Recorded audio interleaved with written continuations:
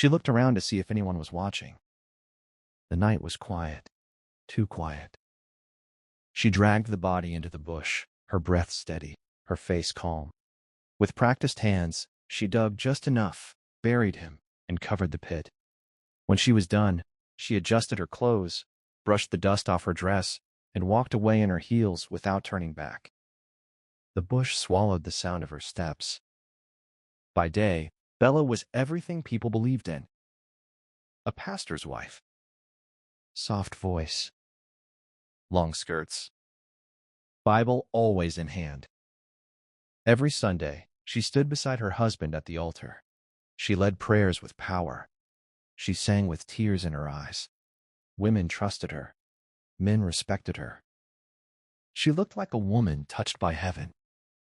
But heaven was not the only place that knew her name. Every night, when her husband fell into deep sleep after long prayers and fasting, Bella would rise quietly. She would stand in front of the mirror and change. The simple nightgown would come off. Silk would replace cotton. Gold earrings, high heels, expensive perfume. A different woman. Then she would step out into the cool night air and walk to the roadside at the edge of town. Under a lonely streetlight, she would wait. Cars would slow down. Tinted windows sliding open. Rich men, politicians, men with power. She never hesitated. They drove to hidden hotel lodges. Behind closed doors, laughter and low music filled the air. Bella played her role perfectly, collected what she came for, and disappeared before dawn. By morning, she was back in bed, beside her husband, like nothing ever happened. But secrets don't stay hidden forever. One night, as she entered a black SUV, a motorcycle parked across the street didn't move. The rider removed his helmet slowly. He had been watching her for 3 nights. And this time, he pressed record. Days passed. Bella became smarter, more careful, more calculated. She changed hotels, avoided familiar streets, deleted messages instantly, never used the same driver twice in a week. She was learning. But no one moves in darkness forever. One night, walking home earlier than usual, she heard a voice behind her. "Sister Bella." She froze inside, but her face stayed calm. She turned. It was a junior pastor, young, serious, the kind who believed heaven watched everything. His eyes scanned her outfit. Silk dress, heavy perfume. The time, almost 2 a.m. His expression changed. "Where are you coming from?" Bella smiled softly. "What are you doing outside at this hour?" she asked. He hesitated, then answered. But his suspicion didn't fade. "This is not right," he said. "I will tell your husband." That was the moment everything changed. Bella stepped closer. "Tell him?" she whispered. "And destroy everything?" He stood firm. "I cannot keep quiet." For the first time, she felt danger. Real danger. So she acted. She pulled him close and kissed him. Unexpected. Confusing. His resistance broke for a moment. And that moment was all she needed. She pushed him toward the darker side of the road, picked up a heavy stone, and struck. The next morning, the church was already searching. He didn't show up. His phone was off. Concern turned to panic. Bella bowed her head in prayer with everyone else. "Amen," she whispered. Then came suspicion. A witness spoke up. A woman, silk dress, high heels, late-night argument. The police opened a case. 3 days later, something else happened. Her husband saw her phone.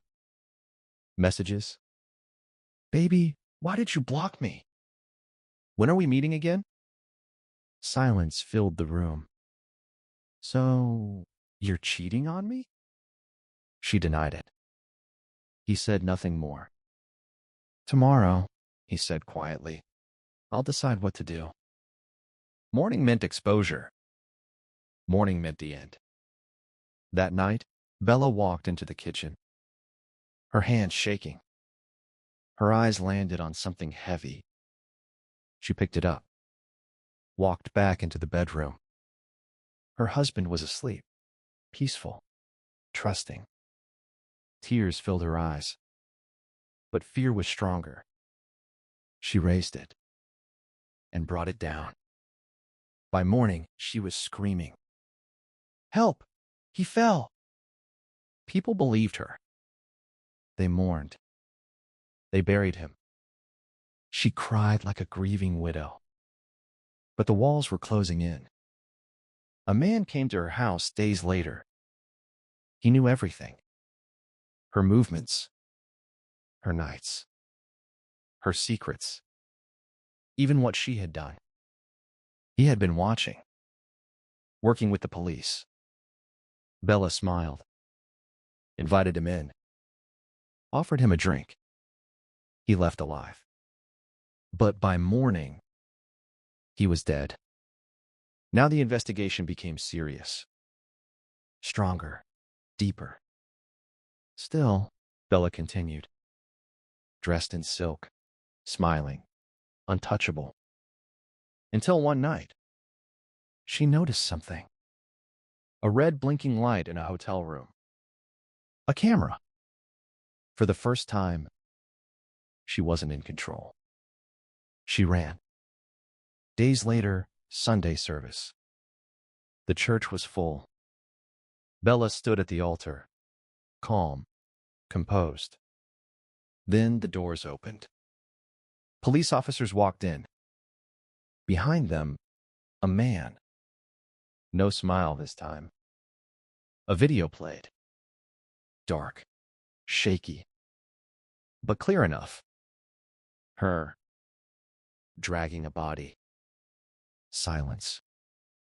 No shouting. Just truth. More evidence followed. Location records, messages, statements. Everything connected. The microphone slipped from her hand. For the first time, no performance. No control. Just her.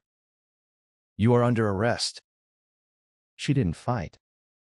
She didn't scream. Later, in a quiet room, they asked her, "Why?" She answered softly, "Fear. Fear of shame. Fear of exposure. Fear of losing everything." In court, the evidence spoke louder than words. The verdict was simple. Guilty. Life imprisonment. And in that town, her name changed. No longer respected. No longer admired. But remembered. As a warning. Because silence doesn't bury truth.